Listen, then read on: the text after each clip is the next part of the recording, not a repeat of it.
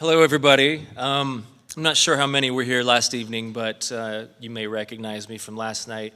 If not, my name is Micahel Gross. I'm from the Northwestern band of Shoshone.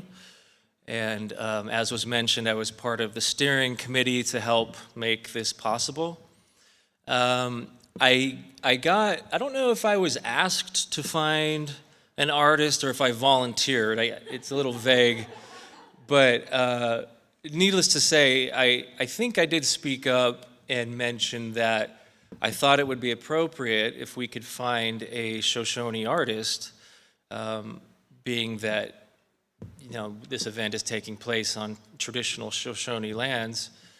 And so I think I said I would try to find an artist. And at the top of my head, I didn't personally know anybody that was a painter or even a graphic designer or anything, because I don't do any of those things.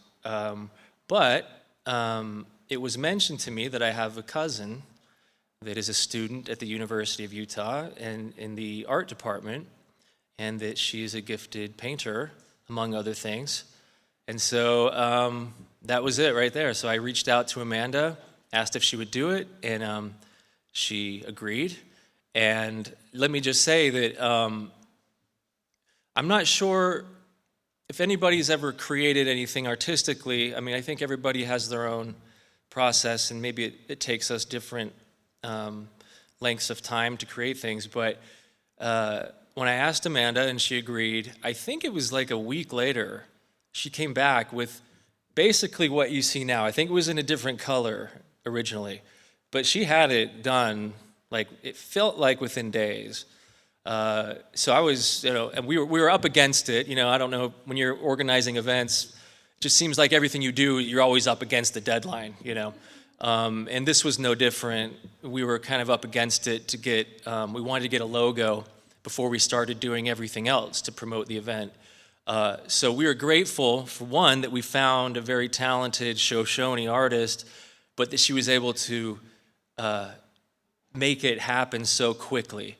And that really helped us get everything organized in time to make this possible. So enough of me. I want to introduce my cousin, Amanda Francom.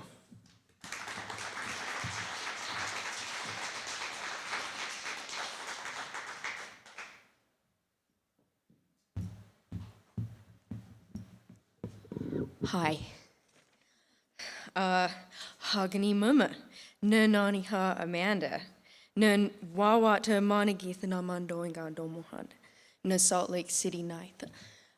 So there's my little Shoshone introduction. Basically, I just said I'm Amanda. I'm 25, and I live in Salt Lake City. And as they've all been saying this whole time I did this buffalo painting here, gotta have my little notes. I'm not much of a public speaker, so I'll just give y'all a short little blurb here. Like Micahel mentioned, I am going to the University of Utah. I'm trying to get a BFA in printmaking.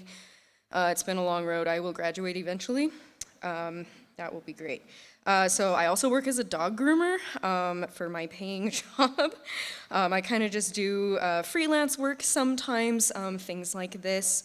I have worked on creating a lot of Shoshone language teaching materials as well. Flashcards, posters, curriculum. And then the other thing I do is people sometimes pay me to paint pictures of their dogs and cats. Yeah, like he said, they just reached out to me and I jumped on it. I was really excited to make this painting for this awesome event. I have some slides here. There we go. Okay, yeah, here we go. So this buffalo painting, I kind of had to think hard about how I was going to represent the effect of the railroads on indigenous communities. And the thing that I got stuck on was the diminishing resources. And so I kind of used this buffalo to represent the diminishing resources and that way of life fading away at the hands of colonization.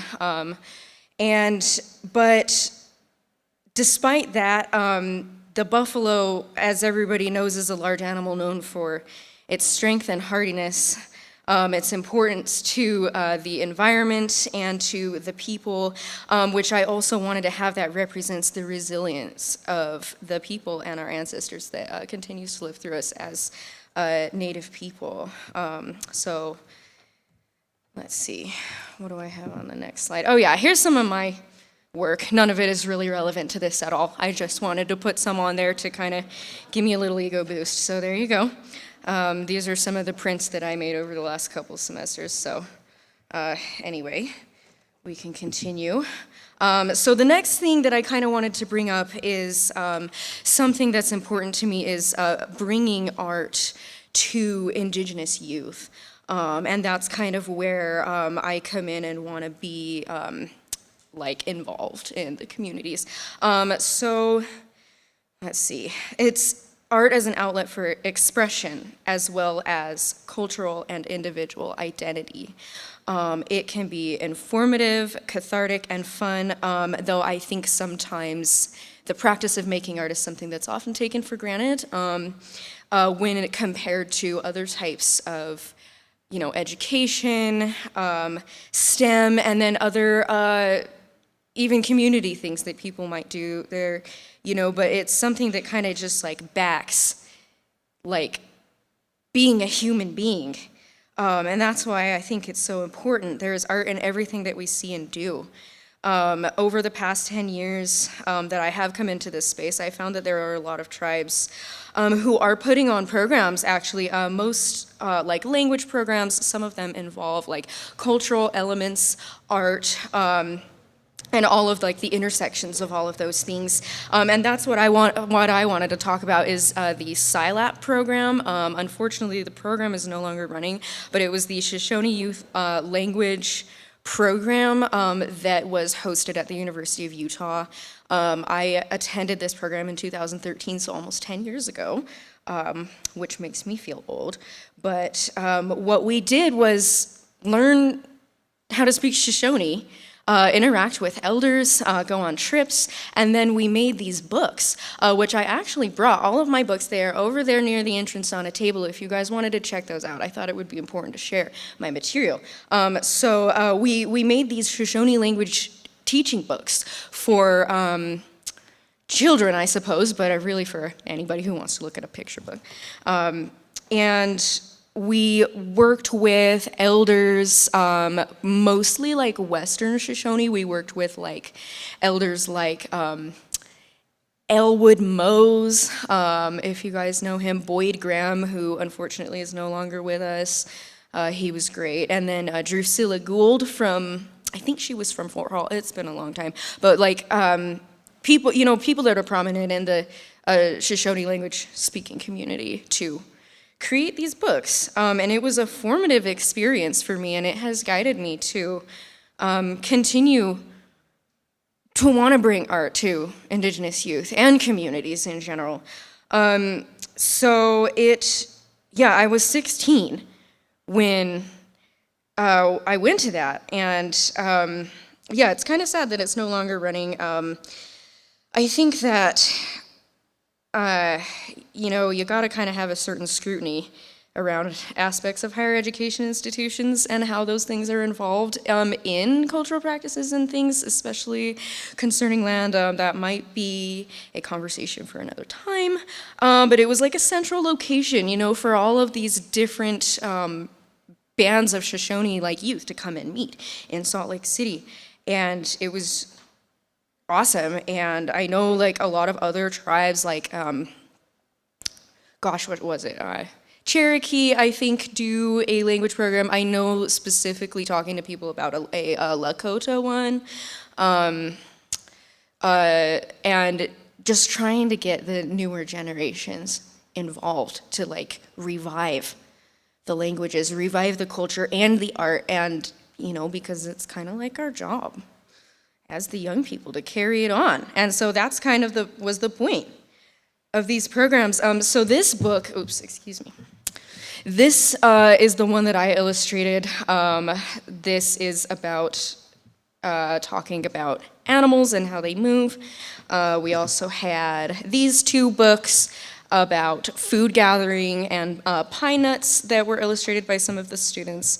And then we also did this, which we built a boho bigani, which is a sagebrush hut, which is a traditional kind of like living space, not permanent, which is very interesting. We built this at the Red Butte Garden, which is up by the University of Utah, and then there's a group photo of all of us right there. Kind of funny.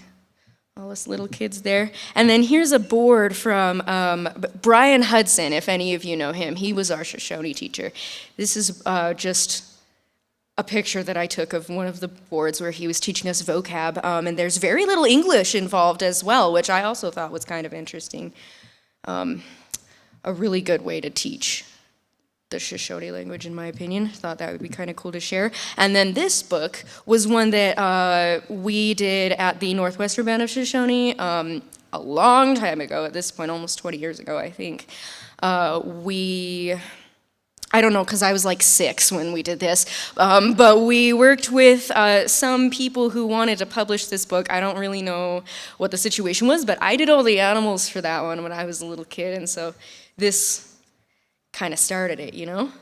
Here's another page from this one, is also over there by the entrance if you guys want to look at that.